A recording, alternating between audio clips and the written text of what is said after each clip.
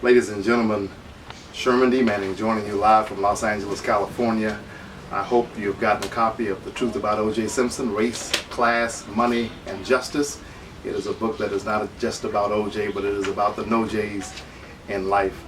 I come to you today, first of all, humbled by the fact that a few ministers have already reached out to us concerning the Black Men Rising Second Chance project that we are beginning. I would like to meet every week with those who have been in trouble or those who are at risk of getting in trouble, and let's just talk about it, because one of the things I've learned is that we have to break the psychological chains of incarceration. The most deadly man you can ever meet is not a man who's an ex-con, not a man who's even a gang member, but it is a man with no vision and a man that is psychologically incarcerated. When we get the chains off of a man's mind, we can make a difference in his life. I come humbly today, asking every minister in the city of Los Angeles, California, asking every minister across this country to please join with us as we kick off this campaign to help troubled African American, Hispanic, and poor white men who have come out of trouble.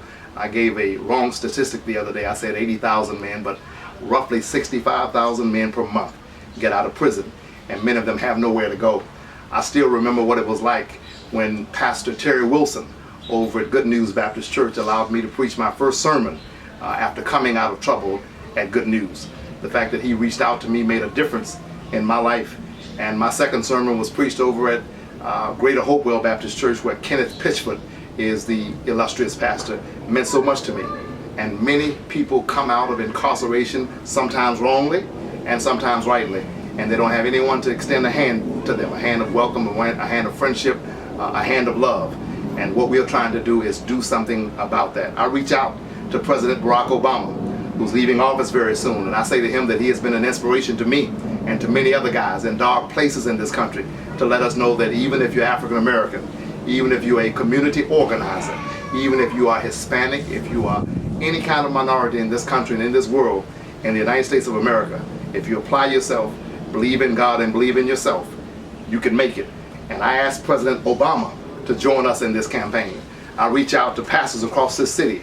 I've written letters of recent to Reverend Willie B. Sampson, Dr. Sylvester Washington, Dr. Solomon Drake, Reverend James A. Brooks, Reverend A.D. Iverson, Dr. E.V. Hill, whose father I knew very well, Reverend Marcus Murchison, Reverend Sonja Dawson, and other ministers in this city. I've reached out to you by mail this week, and I hope to come over and join you, not just to talk, not just to preach or whatever, but to be a part of what you're doing and to ask you to join us as we reach out to men across this country who are frustrated, many of whom are angry. And we're coming live from LA, so if you hear the noise in the background, pay it no mind, it's okay. Many, they just need somebody to believe in them. And I remember how important it was to me when Pastor Robert said to me that he believed in me. And he's a mega pastor. When Pastor Jean Barber said to me many years ago that she believed in me. When Ambassador Andrew Young said that he believed in me. When Reverend Jasper Williams Jr. believed in me.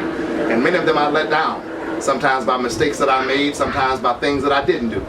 But at the same time, the greatest belief that a person ever needs is the belief in God and the belief in themselves.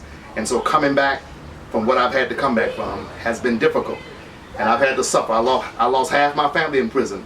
I lost my darling mother, Dolly Mae Manning, 3 years before I was able to make it home. 6 weeks after I made it home, I lost my father, James Scott Manning. It has been difficult, but what I've learned is that if you keep trying, if you keep pushing forward, some kind of way God will make a way. And so I say to every man who's been in trouble, who's holding your head down, walking around thinking that you are nobody because they won't let you vote, they won't hire you, hold up your head, my brother. Square your shoulders.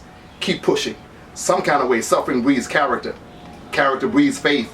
And in the end, faith will not disappoint. We can make it from the slummy side to the sunny side, from the ghetto to the get more. Just because you've been in prison doesn't mean that you're nobody. Mandela left the prison and became president. Joseph in Genesis 37 left the prison and became Prince of Egypt.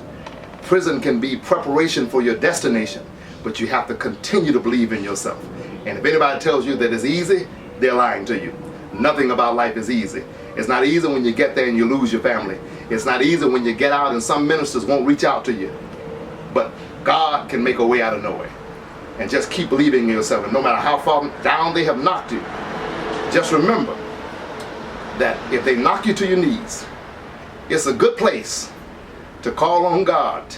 Some kind of way God will,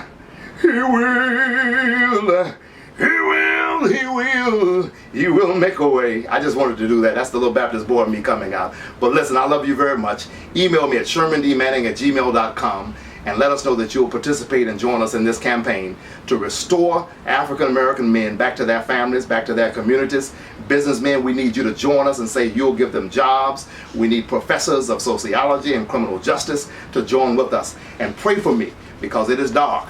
But only when it is dark enough can we see the stars. And I see the stars of hope today.